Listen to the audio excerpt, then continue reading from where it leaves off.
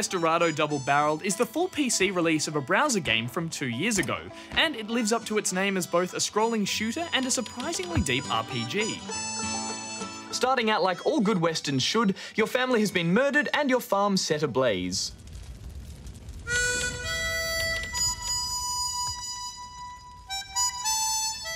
This underlying story of revenge is the main plot device that's used to motivate your character to explore the world. But as you discover each new location and meet the local inhabitants, you'll quickly become encumbered with a ton of side quests and activities. These range from dragging a drunk husband home from the saloon, I believe this is your husband, to helping defend a herd of buffalo from bandits on horseback. The reward you'll receive for completing these tasks are the very clues you'll need to piece together the identity of your family's murderer. Each playthrough of Westerado actually randomizes the bandit's appearance, meaning that the details you'll gather will be different each time. And as townsfolk inform you of clues, a wanted poster will slowly start to take shape, allowing you to start keeping an eye out for the killer in the crowd. It's kind of like a game of Guess Who, but instead of the suspect being smiley old Bill the Redhead, it's a psychopathic pixelated killer who shot your family and burnt your horse alive.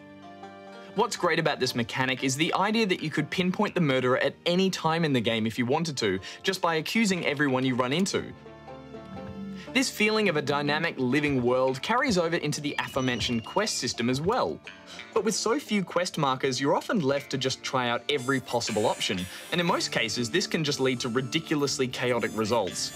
Why did the banker want to shoot me? I robbed the bank! Everyone wants to kill me! Oh, you're going down now. Oh,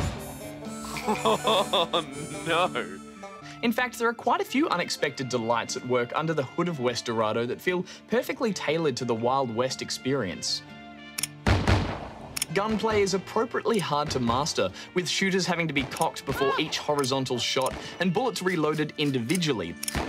And as you earn gold from completing jobs, raiding hideouts, and the occasional game of saloon poker, you'll be able to purchase different weapons, some dandy-looking outfits, as well as replenish your health in the form of hats from the local haberdashery. This is not only a humorous gameplay device, but also a clever mechanic that allows you to replenish your own health by shooting hats off your foes and snatching them up. And a hat. And this highlights another of the game's strong points, its humour.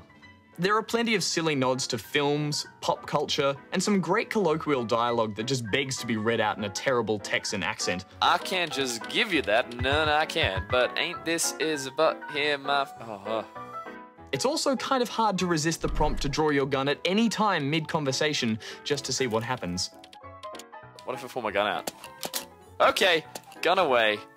And while the game revels in these quirky moments, they never detract from the setting or the story itself.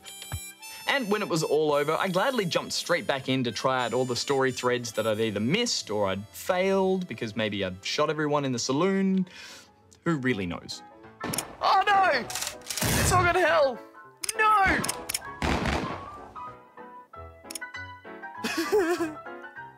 The new version does include extras like save states, a co-op mode, as well as some beautifully redone music, but when I went back to look at the original, I was a little disappointed to see just how little of the core game had changed. That said, in what's felt like an everlasting drought of good Western games, this is a surprisingly deep little adventure out west that should quench your thirst for now, so I'm giving it 3.5 stars.